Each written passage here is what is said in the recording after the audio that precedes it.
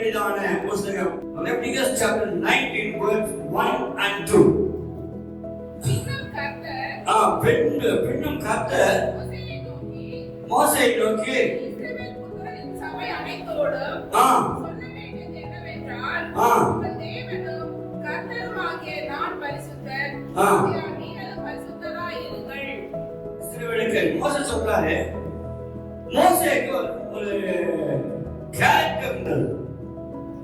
ஆண்டவர் யாரை பார்க்கணும், எத்தனையோ பேர் இருந்தாலும் யாரை கூப்பிடலாம் சொல்லி பார்க்கறது. ஆனா மோசே அவன் என்ன பண்ணாரு, தேர்ந்தெடுத்தார். மோசே தேர்ந்தெடுத்த பெண் அவர் என்ன சொல்றாரு, மோசே அவன் கூப்பிட்டு ஆயத்து சொல்றாரு. என்ன சொல்றாரு, பின்பு மோசே நோக்கி அப்படின்னாக்கா, நீங்க தேவன் உங்களை அழைக்கணும், என் பேரை சொல்லி கூப்பிடணும் அப்படின்னா எனக்குள்ள ஒரு கேரக்டர் இருக்கணும். எனக்கு ஒரு கேரக்டர் இருக்கணும். மோசேவுடைய கேரக்டர் என்ன அப்படின்னு சொல்லி பார்க்கும் பொழுது, அதாவது மிக தெளிவாக அழகாக சொல்லிக் கொடுக்கிறதான ஒரு வார்த்தை என்னன்னாக்கா, மோசே என்ன பண்ணாருனாக்கா, அநேக மனிதர்களை அநேக ஜனங்களை பல விதத்திலே பயிற்சி விட்டு தகுதிப்படுத்தி அநேக ஜனங்கள் என்ன செய்யணுமா, ஆயத்தப்படணுமா, ஒழுங்கு பண்ணணுமா, இப்படியாக ஜனங்களை தெரிந்து பயிற்சி விட்டு அவர்களை என்ன பண்ணுமா, நன்றாக கொண்டு வர வேண்டும் என்று சொல்லி ஒரு பொறுப்பை தேவன் அவருக்கு கொடுத்திருந்தார். தேவன் அவருக்கு பொறுப்பை கொடுக்கிறார். பார்ப்பா, என்ன செய், அநேக ஜனங்களை உருவாக்கு, அநேக ஜனங்களை ரெடி பண்ணு, பழையாக ஜனங்களை ரெடி பண்ணு அவர்களை உருவாக்க வேண்டும் என்று சொல்லி, உலகத்தை உருவாக்க வேண்டும் என்று சொல்லி தேவன் ஒரு பொறுப்பை கொடுத்திருந்தார். அந்த பொறுப்பு சாதாரண மக்களுக்கு கிடையாது, சாதாரண காரியம் கிடையாது. பாருங்க, காரியம் நீங்க என்ன படிச்சீங்கன்னா பாஸ்டர்மா சொல்லியிருப்பாங்க, என்ன சொல்லியிருப்பாங்க, புத்தி ஞானம் சொல்லியிருப்பாங்க. அப்ப என்ன சொல்றாங்க, சொல்லுனாக்கா, மக்களை, அதாவது ஒரு எதிரி வராங்க, ஒரு எதிரிகள் வருகின்ற ஒரு வேலையில மிக ஊழியக்காரரை உருவாக்கி அந்த எதிரிகளின் மத்தியிலே அவர் அனுப்பணும். அப்ப அந்த எதிரிகளின் மத்தியிலே அனுப்புவதற்கு முதல்ல என்ன தேவை அப்படின்னாக்கா, ஒரு ஊழியக்காரனுக்கோ அல்லது அந்த எதிரிகளை விரட்டுவதற்கோ என்ன தேவை அப்படின்னாக்கா, ஞானம் தேவை. ஞானம் தேவை.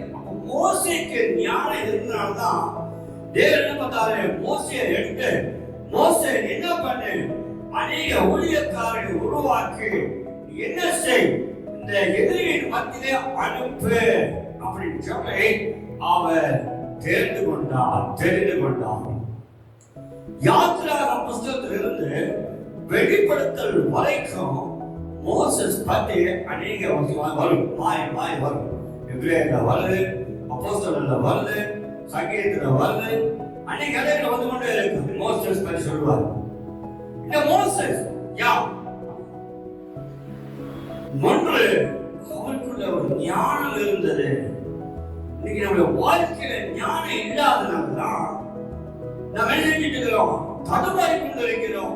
ஞானம் எப்படி தேவை?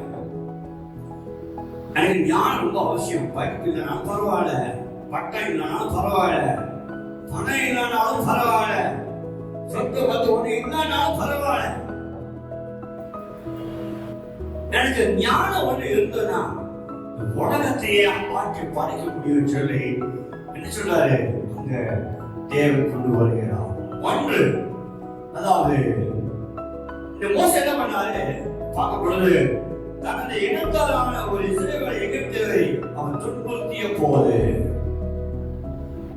நம்முடைய ஜனங்கள் இன்னைக்கு எதிர்த்துக் கொண்டிருக்கிறார்கள் இல்லைங்களா? அநேக ஜனங்கள் இருக்கிறதான ஒரு காரியம் பார்க்கிறோம், மணிப்பூர்ல பார்க்கிறோம், இங்க நார்த் இந்தியாவோட பார்த்தோம், ரெண்டாவது கர்நாடகாவோட பார்த்தோம். சபை படிக்கிற காரியங்கள்ல வேலை செய்யறாங்க தெரியல, எப்படி செய்யறாங்க தெரியல, கேமராவை எடுத்து பார்க்கிறோம். இன்னைக்கு எதிராளிகள் நாலா பக்கங்கள் வந்து கொண்டு இருக்கின்றன. இந்த நாலா பக்கங்கள் எதிரிகள் வந்து நிற்கிற ஒரு நேரத்துல அவர் செய்கிற ஒரு காரியம் எதிர்த்து நிற்கிறார். வாங்கப்பா பார்க்கலாம். என்ன செய்யும் வாங்க. சர்ச்சை படிக்கிறீங்களா வரையும், விசுவாசி அடிக்கிறீங்க அடிங்க, ஊழியக்கார அடிக்கிறீங்க அடிங்க, மண்டை அடிக்கிறீங்க உடையும், என்ன வேலை செய், நான் நிற்கிறேன் சொல்லி அவன் எதிர்த்து நிற்கிறான். அப்ப அந்த எதிர்ப்புக்கு நிற்கும் பொழுதுதான் சத்ரு விசுவாசியா அல்லது ஆண்டவரா, ஆண்டவர் கூட இருக்கிறார் சொன்னால் ஆண்டவர் எப்படி பயன்படுத்துகிறார் என்று சொல்லி நாம் தெளிவான சட்டத்தை பார்க்கிறோம். வன்புலகத்தோட மக்களுடைய கூடுமானால் என்னன்னா பாத்தீங்கன்னா மோசே பண்ண ஒரு காரியம்னா சமாதான ஒரு முயற்சியை அவர் கொண்டு வருகிறார். சமாதானம் பண்ணுகிறார். பிரச்சனை வந்த பிரச்சனை வருகிறது, போராட்டம் வருகிறது, முதல்ல என்ன செய்யறாரு, கூடுமான வாங்கப்பா சொல்லி வர வச்சு சமாதானம் செய்யற சொல்லி சமாதானத்துக்கு அவர் ஈடுபடுகிறார். நான் ஒரு அரசனாகணும், ஒரு ராஜாவாகணும், நான் தலைவராகணும் அப்படின்னு சொல்லி ஒரு பக்கம் இருந்தாலும் கூட அவர் செய்கிற ஒரு காரியம் தெளிவாக சொல்கிறது. ஏழை மக்களோடு கூட அவர்களோட பாடுகள் அவர்கள் கூட அனுபவிக்கலாம் சொல்லி அந்த ஒரு அனுபவத்தை அவர் கொண்டு வருகிறார். கர்த்தருடைய நாமத்துக்கு ஸ்தோத்திரம் உண்டாவதாக. மோசே ஒரு ஞானம் உள்ள ஒரு மனிதர், ஊழியக்காரரை உருவாக்கி எதிரிகளை விரட்டடிப்பதற்கு ஞானத்தை பயன்படுத்த வேண்டும். துப்பாக்கியோ கத்தியோ அதெல்லாம் கிடையாது. ஞானத்தை உருவாக்கி அவரை விரட்டடிக்க பயிற்சி வைக்கிறார். தொடர்ந்து பார்க்கும் பொழுது அவர் தெளிவாக கற்றுக்கொள்கிற பகுதி மக்களோடு கூட சமாதானமான ஒரு முயற்சி செய்ய அவர் ஆசைப்படுகிறார். 2 வசனம் படிப்போம், 2வது வசனம் படிக்க பார்ப்போம். அந்த யாத்திரை புத்தகத்துல 19 வசனம் படிப்போம். இஸ்ரவேல் புத்திரரின் சபை அனைத்தோடும் சொல்ல வேண்டியது என்னவென்றால், உங்கள் தேவனும் கர்த்தருமாகிய நான் பரிசுத்தர், ஆகையால் நீங்களும் பரிசுத்தராயிருங்கள். சரி, என்ன சொல்றாரு? நான் பரிசுத்தர், நீங்களும் பரிசுத்தராயிருங்கள். அப்போ கடவுளோடு இணையணும் அப்படின்னாக்கா, அந்த கடவுளோடு இணைய வேண்டும் சொன்னால் நான் பரிசுத்தர், நான் கர்த்தர், நான் பரிசுத்தர், ஆகவே நீங்களும் பரிசுத்தராயிருங்கள் என்று சொல்லி இஸ்ரவேல் ஜனங்களுக்கு சொல்ல சொல்கிறார். அது நம்ம ஞாயிற்றுக்கிழமை ஏன் அடிக்கடி ஞாயிற்றுக்கிழமை கோயிலுக்கு வரும் அப்படின்னா, நமக்கு இருக்கிறதான ஒரு பாக்கியம் யாருக்கு கிடையாது. கோயில்ல வந்து செய்யறோம் அநேக காரியங்களை நாம் கற்றுக்கொள்ள பார்க்கிறோம். அப்படின்னா மோசே என்ன செஞ்சாரு? தன்னுடைய தகுதியின்மை உணர்ந்து இஸ்ரவேலை எகிப்திலிருந்து விடுவிக்க அந்த பொறுப்பு எடுக்கிறதுக்கு தயங்கலாக பெரிய ஒரு காரியம் ஆயிடுச்சப்பா, நான் எப்படி இந்த பொறுப்பை எடுக்கணும்னு சொல்லி அவர் சற்று யோசிக்கிறார். அவர் மிகுந்த தாழ்மையும் சாந்தமும் குணம் உடையவர்கள். தாழ்மை உண்டு, சாந்தம் உண்டு, அதோடு கூட அவர் உண்மையான ஒரு மனிதனாக இருந்தார். மோசேயுடைய வாழ்க்கையில தேவன் கற்றுக்கொள்கிற அதே காரியம், தேவன் மீது முற்றிலும் முழுக்க முழுக்க முழுக்க முழுக்க நம்பிக்கை வைத்தவர். ஜனங்கள் மேல வைக்கல, பணத்தின் மீது வைக்கல, பின்னாடி ஒரு காரியம் பார்க்கல, அவர் முழுமையாக தேவன் மீது நம்பிக்கை வைத்தார். அப்பொழுது அநேக காரியங்கள் மோசே பொழுது கடைசியாக தேவனுக்கு ஒரு பக்தி வைராக்கியமா இருந்தவர். நமக்குள்ள ஒரு வைராக்கியம் வேணுங்க. நமக்கு வேண்டியது என்னது? வைராக்கியம். எதுல வைராக்கியம்? அடிச்சு கொள்ளணும் வைராக்கியம், அதுலயா? அப்படியா? தேவன் மீது நமக்கு ஒரு வைராக்கியம் தேவை. தேவனிடம் பலமுறை மன்றாடினார். பலமுறை ஆண்டவரே, என்னுடைய மக்களை பாருங்க, என் ஜனங்களுடைய தேவைகளை சாத்தியங்கள் சொல்லி பலமுறையாக அவர் மன்றாடி இருக்கிறார். நான் இந்த வாழ்க்கையில அக்கம் பக்கம் விட்டு ஜனங்களுக்காக முதல் நாள் பண்ணிட்டு நாம் மன்றாட வேண்டும், ஜனங்களை நேசிக்க வேண்டும். ஹalleluya. இப்படி இருந்த மோசேக்கு ஏன் அந்த தண்டனை கொடுத்தார் அப்படி கேட்கணும். அந்த தண்டனை கூட அவங்க ஏற்றுக்கொண்டார். மோசேக்கு தண்டனை கிடைச்சதா ஏற்றுக்கொண்டார் என்று சொல்லி நம்ம பார்க்கிறோம். மனிதனாக இருக்கக்கூடிய கானான் செல்ல விரும்பி ஜெபித்தார். கானானுக்கு போனப்பா, பகவானுக்கு போகணும், பசுமடத்துக்கு போகணும், ஆசீர்வாதத்துக்கு போகணும் சொல்லி ஜெபித்தார். அந்த ஜெபத்துக்கு மிக சிறப்பான பதிலாக மகிமையில் கானானுக்கு சென்று கிறிஸ்துவின் மறுரூபம் அடைகிற காண அவர் தெரிவிக்கின்றார். வாழ்க்கையில் நாம் செய்ய வேண்டிய ஒரு காரியம், தேவனோடு இருக்க நாம் பழகிக் கொள்ள வேண்டும். நாம் பழகிக் கொள்ள வேண்டும். கர்த்தரோடு இருக்க நாம் பழகிக் கொள்ள வேண்டும் என்று சொல்லி தேவன் மிக அழகாய் கற்றுக் கொடுக்கிறார். பாருங்கள், பலவீனங்கள் பார்க்கிறோம். மோசே பலவீனத்தை பார்த்தீங்கன்னாக்கா வாலிப வயதில் தாமாக செயல்பட்டு கொலை செய்தவர். அது மாத்திரமல்ல, உயிருக்காக பயந்து ஓடினவர். தேவன் அந்த பொறுப்பை ஏற்றுக்கொண்டிருப்பதற்கு சாக்கு போக்கு அதாவது கூறினார். முடியாத ஆண்டவரை சொல்லி சில சாக்கு போக்கு கூறினவர். கண்மலை பார்த்து பேசும்படி தேவன் கட்டளையிட்டதை மீறி மக்களை பார்த்து பேசி கண்மலையை அவர் வெளியிட்டார். தேவன் என்ன சொல்கிற காரியத்தை நாம் செய்யணும் சொல்லி தேவன் அழகாய் கண்டுகொள்கிறார். கருமையானவர்களே, இந்த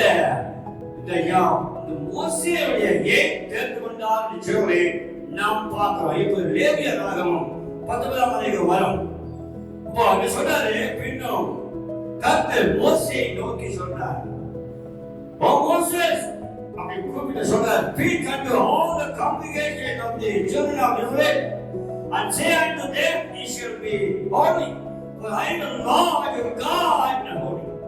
நான் கர்த்தர் பரிசுத்தர், நீங்களும் பரிசுத்தராய் இருங்கள். இதெல்லாம் என் 40 போவார். மேக்ஸிமம் நம்மளை வெளியே நம்ம வந்து இருக்க முடியாது. கோபம் பயங்கர கோபம் வருகிறது. மோசேஸ் தாழ்மையான ஒரு மனிதர், சாந்தமான ஒரு மனிதர், உண்மையான ஒரு மனிதர் என்று சொல்லி வாழ்க்கையில் நாம் கற்றுக்கொள்ள வேண்டியதான ஒரு பகுதி. அவர் கர்த்தர் சொல்கிறார், நான் கர்த்தர், ஆகவே நீங்களும் எப்படி சொல்லுவோம், பரிசுத்தராக பரிசுத்தர் கர்த்தராக இருக்கிற வேலையில நீங்களும் பரிசுத்தராக இருங்க. Be holy. நம்ம தினமும் குடிக்கிறோம், பலவிதமான சோப்பு போட்டு குடிக்கிறோம். டவ் சோப் போடுறோம், சிட்டால் சோப் போடுறோம், என்ன சோப்புலாம் வருது, சோப்புலாம் போடுறோம். இந்த சரீரத்துக்காக பார்க்கிறோம். கர்த்தர் சொல்றாரு, உள்ளான மனிதன் மாற வேண்டும், உள்ளான இதயம் மாற வேண்டும், உள்ளான குணம் மாற வேண்டும். நம்ம அருமையான ஜேம்ஸ் அவர்கள் சாட்சி சொல்ல கேட்டோம்.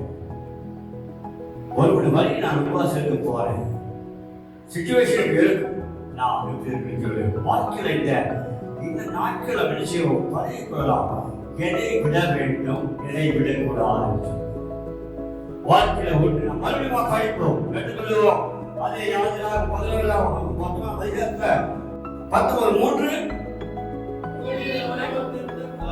உங்களை அவனால் கண்டென்றாக்கி தந்தன் தாவனுக்கு பயந்திருக்கவும் என் ஓய்வு நாட்களை ஆசிரிக்கவும் கடமைகள். நான் உங்கள் தேவனாகிய கர்த்தர், நான் கர்த்தர், அந்த கர்த்தரின் ஆண்டவர். உன் தகப்பனையும் தாய்க்கும் கீழ்ப்படிய வேண்டும். Honor your parents, love your parents சொல்லி தெளிவாக சொல்கிறது. ஓய்வு நாளை அதை ஆசிரிக்க நினைப்பாயாக சொல்கிறது. பரிசுத்தமான ஓய்வு நாள், தேவனுடைய நாள். நான் கர்த்தர் சொல்றேன் அப்படின்னு சொல்லி மோசே கிட்ட சொல்ற, மோசே go and tell சொல்லப்பா 10 கட்டளை சொன்னார். ஓய்வு நாள் ஆசிரிக்க நினைப்பாயாக. ஓய்வு நாள் அன்னைக்கு நான் அன்னைக்கு நான் என்ன செய்யணும், பார்த்து வைக்கணும். அன்னைக்கு நான் நல்ல விசாரி எல்லாத்தையும் கூப்பிடணும். அன்னைக்கு நம்ம என்ன செய்யணும், no time to go to church, no time to reading Bible, no time. உங்க வீட்டுல நீங்க ஒருவேளை வாட்ச் நீங்க வச்சிருந்தீங்கன்னா அந்த வாட்ச் நீங்க பார்க்கணும். கிளாக் பார்க்கணும், டைம் பார்க்கணும். அந்த டைம் என்ன சொல்லுதுன்னா, அதாவது இந்த நேரம் பார்க்கும் பொழுது நேரம் டைம் ஒவ்வொரு நிமிஷமும் வினாடியாக ஓடிக்கொண்டிருக்கிறது. ஒவ்வொரு வினாடியும் என்ன செய்து கொண்டிருக்கிறேன், என்ன நல்லது செய்கிறேன், எப்படி நான் செலவு செய்கிறேன், how I spending my time, அது சொல்லி அந்த நேரம் காமிக்குது நமக்கு. தாழ்மையான கர்த்தருடைய பிள்ளைகளை தொடர்ந்து 4ஆம் வசனம் 5ஆம் வசனம் படிப்போம். விக்கிரகங்களை நாடாமல்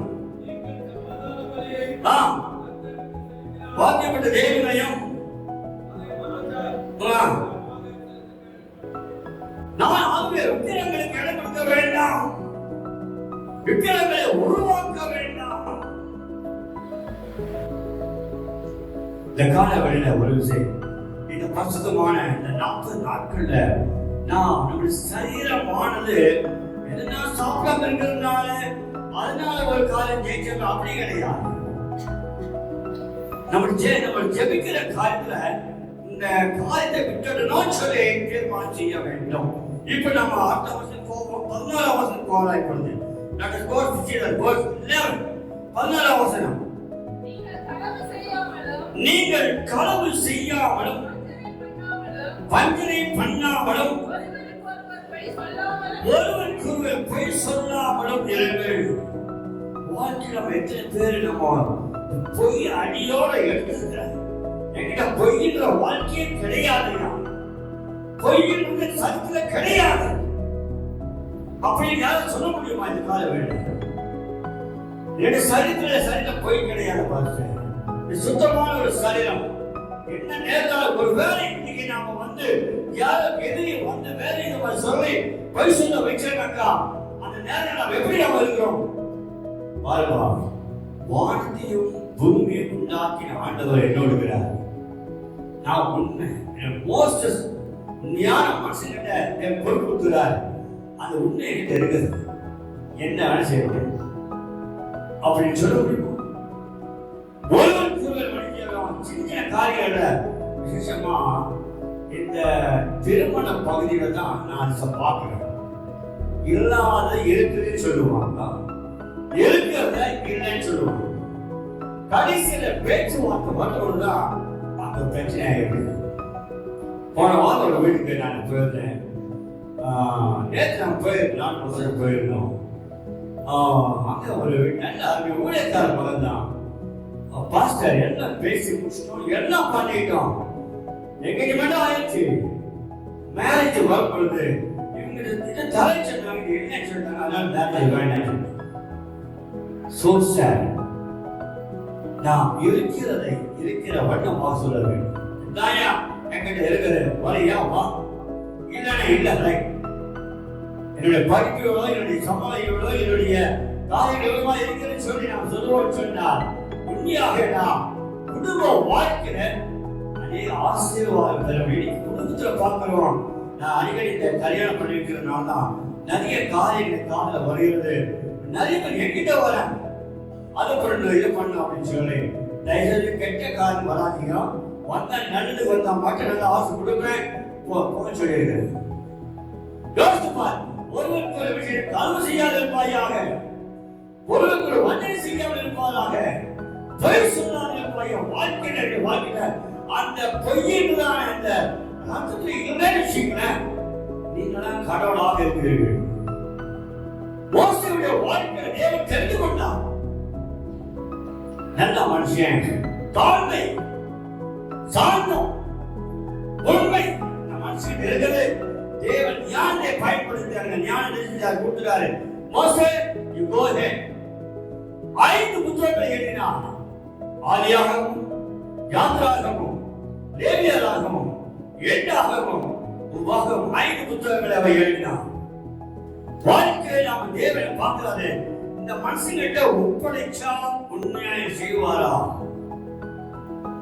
அநேக வேலையில நாம யோசிக்கிறோம், அதுக்கு முன்னாடி யார் கையில ஒப்பு கொடுக்கணும்னு சொல்லி. ஏசாவுடைய கதை அவனுக்கு தெரியும், யாக்கோபுடைய கதை அவனுக்கு தெரியும். சத்தியோசித்து பார்ப்போம். தேவன் அழகா சொல்றாரு, உண்மையை சொல்லி அந்த காரியம் படிப்போம், பரிகாசம் படிப்போம். என் நாமத்தை கொண்டு என் நாமத்தை கொண்டு பொய்யான எண்ணினாலே உங்கள் தேவனாகிய நாமத்தை பரிசுத்த விளைச்சலாக்காமல் இருப்பீர்களாக. நான் கர்த்தர். நான் கர்த்தர். என்ன சொல்ற? கடவுளை பேரை சொல்லி என்ன செய்யாத, சத்தியம் போடாத. சத்தியமா சொல்றையா? பைபிள் மேல சொல்றையா? சத்தியமா சொல்றையா? என் பையன் மேல சொல்றையா? எதுக்கு இது வாங்கணும்? அப்படி சத்தியம் சொல்லினால கடவுளுடைய நாமம் விளைச்சலாகிறது. இருக்கிறதாக சொல்ல வேண்டும் சொல்லி ராஜாய் தேவன் கற்று தருகிறார். ஹல்லேலூயா. தங்களுடைய நாமத்துக்கு ஸ்தோத்திரம் உண்டாவதாக. தொடர்ந்து படிப்போம். பிறனை ஒடுக்காமலும் கொள்ளையிடாமலும் இருப்பாயாக. கூலிக்காரனுடைய கூலி விடிய காலம் மட்டும் உன்னிடத்தில் இருக்கலாகாது. சில வேலை நம்ம சின்ன தவறு பண்ணிடுறோம். வேலை செய்ய வச்சுட்டு இந்த கூலிய நாளைக்கு தரப்ப சொல்லி அனுப்பிடுறோம். அப்படி செய்யலாகாது. இன்னும் வேலை செஞ்சாலும் சாயங்காலம் கூலி கொடுத்து அனுப்ப வேண்டியதான் நம்முடைய வேலை. நீங்க பாத்தீங்கன்னா நம்ம அடிக்கடி அநேக காரியங்களை பழகி கொள்ள வேண்டும். வேலை செஞ்சு வச்சிடறோம். அநேக கூலிக்காரர்கள கூலி கொடுக்கும் போது தம்பி கோச்சிக்காதப்பா, நாளைக்கு பாஞ்சோம் சோகமா போகும், வேலையோடு போகும். காரியம் வேலை வாங்கினாரு, வேலை செய்ய வச்சாரு, கூலி தரலையே அப்படின்னு சொல்லி.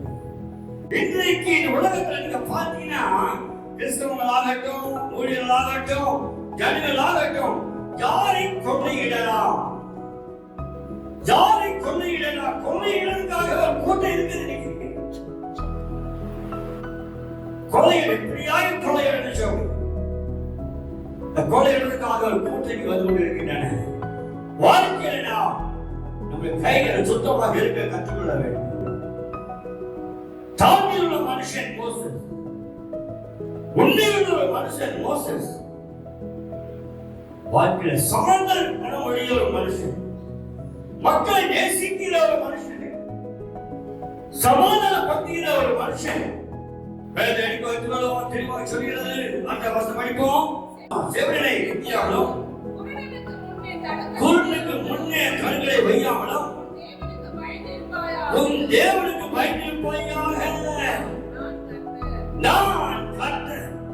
மோசேஸ் சொல்ல கிடையாது, நான் கர்த்தர்.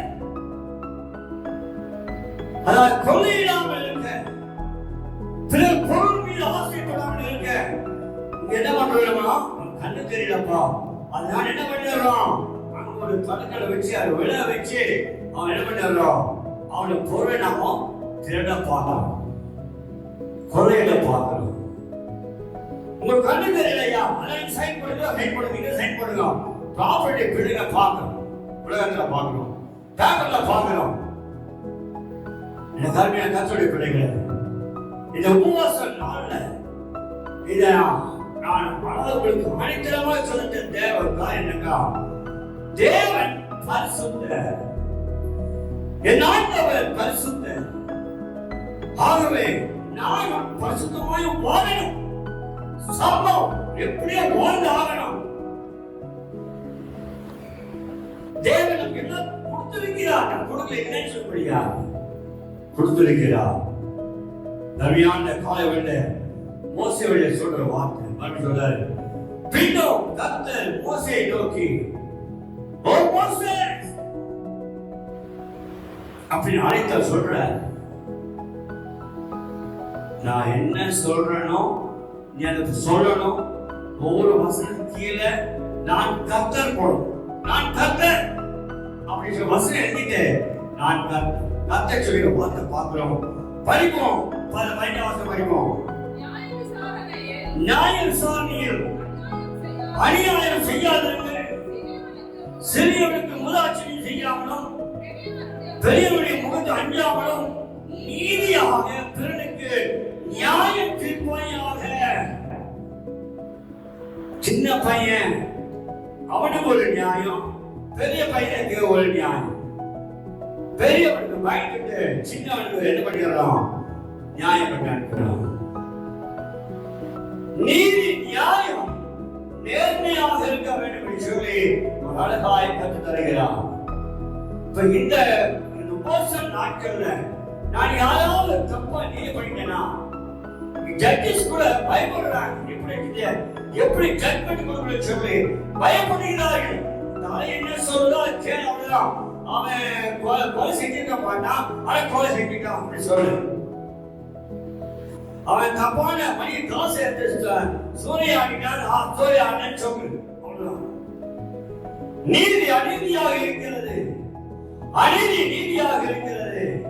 தப்பு செய்யாத, பாவத்தை அறியாத என் ஆண்டவராய் இயேசு கிறிஸ்து 2 கரங்களை விரிக்கிறார். 2 கரங்களை விரிக்கிறார். நாம் சற்று சிந்திக்க வேண்டிய ஒரு நேரம், செயல்பட வேண்டிய ஒரு நேரம். ஏதோ கோயிலுக்கு போறோம், ஆசீர்வதிக்கிறாரு, ஆசீர்வதிக்கிறோம். That is one side right, okay. ஆனால் இந்த சரீரம் கெட்டு போகக்கூடாதையா? You are the temple of God. நீங்களே அந்த ஆலயம். இந்த ஆலயத்தை கெடுக்க கூடாது. இந்த ஆலயம் மாத்திரம் ஒழுங்கா இருந்துச்சுங்களேன். மோசேயுடைய வாழ்க்கையை பாருங்களேன். செங்கடல் கடலை போய் 2ஆ வெட்டுற, கத்திரி போய் வெட்டுற மாதிரி வெட்டுற.